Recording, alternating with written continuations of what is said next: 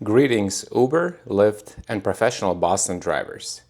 It's the end of November and we're back with our stream. I hope everyone had time to spend with families and earn well during Thanksgiving weekend. Black Friday is already behind us, but for the ones that missed their chance, Cyber Monday is tomorrow for all the Target items opportunities. Now let's talk about New England rideshare related issues and news. A Massachusetts bill was proposed that will triple the excise tax, and that would affect all rideshare drivers as well. The Municipal Empowerment Act that the current administration supports will allow local government, cities and towns to increase their revenues. It's projected to triple the current excise tax percentage from 2.5% to 7.5%. This must be stopped by all means. We encourage all drivers to sign our petition against this initiative. Please share with your friends and family who own vehicles in Massachusetts to sign this petition with us. Massachusetts drivers interested to work in New Hampshire now can do that. New Hampshire state inspection will discontinue starting beginning of next year, but until then, as our ambassador and a friend Tom suggested, in order for you to operate in New Hampshire, all you have to do is upload your New Hampshire sticker picture and you will get activated to operate there with no problem at all.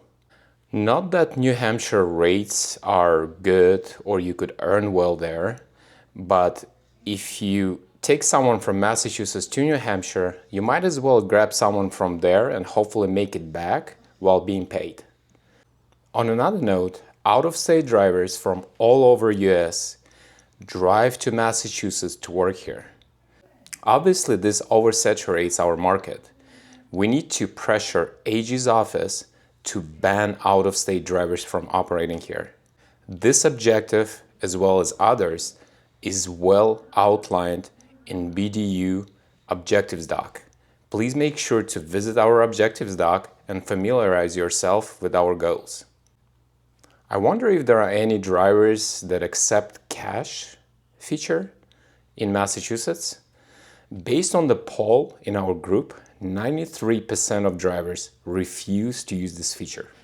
Just a few weeks ago, a female Uber driver picked up a passenger from Cambridge to take to Boston, and that rider attempted to strangle the Uber driver. This type of incidents will happen going forward with the cash feature active. Not sure if you know, but Commonwealths of Massachusetts have the ability to restrict or ban cash rides. It already have legal authority to do that, as long as it involves public safety and security. We definitely plan to add this initiative in BDU objectives. We also notice many UberX drivers showing interest to upgrade to Uber Black. Let's clarify a few things. Your next black luxury vehicle is not the only major expense. If you plan to run solely on Uber and Lyft Black platforms, you really don't need to apply for the city-town license or the Massport sticker, because Uber and Lyft have a very special arrangement with Massport. However, driving Black tier solely on Uber and Lyft platforms is not sustainable to support livery operations. Insurance alone could cost around $12,000 to $15,000 a year. So if you plan to step up to Black livery operations, you will want to grow your own clientele, which means occasionally you'll have to pick up from the airport and you would need a Massport sticker. In this scenario, you would need to obtain a license from your city or town where you're garaged. Most likely your city or town will require you to rent an office with a garage and go through a public hearing. Once you have a license on hand, you will need to apply and go through the training to get a Massport sticker to pick up from Logan Airport and Hanscom. This is a large decision, so make sure you ask the right questions in our group and explore everything thoroughly. Many drivers report reimbursement issues on the returned items. A few months ago, our team talked about that, and we actually suggested to create an independent third-party platform for the riders and drivers to connect, network, and being fairly compensated. At that time, we didn't receive sufficient feedback to work on that, so if now is the time for us to introduce this feature, please leave your comments. Many drivers in our group also experience lowered fares after the passenger was picked up and the trip was started. This normally happens when a rider changes the destination, but regardless if that destination is closer to the original one or further on, for some reason Uber and Lyft lower the fare. In other words, Uber and Lyft once again break their contract and use their arbitrary decisions to adjust the fares. Please look through BDU objectives. We're planning to fight for either per mile rate or fixed percentage rate, like it used to be when they first started. This is the only way for the drivers to be in a power position.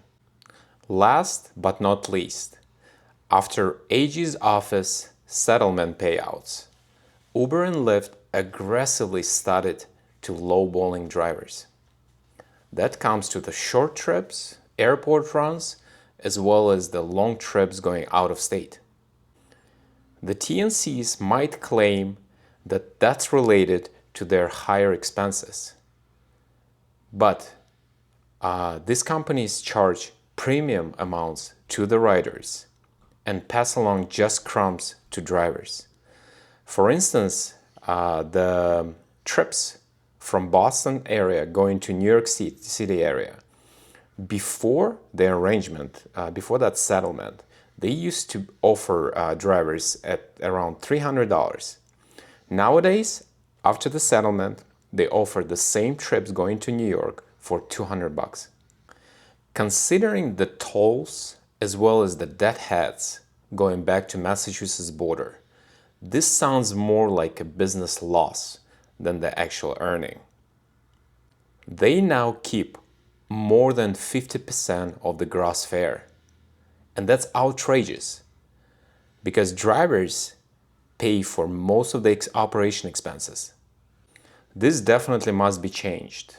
And App Drivers Union, without our support, don't have in their toolbox to solve this issue.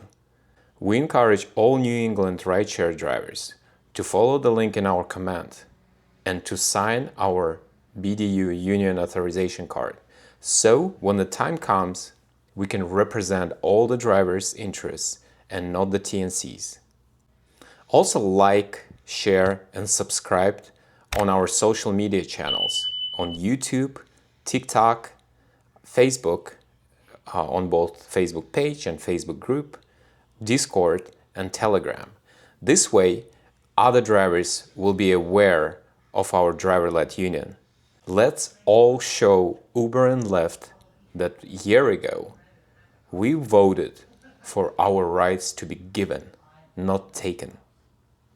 See you all next month.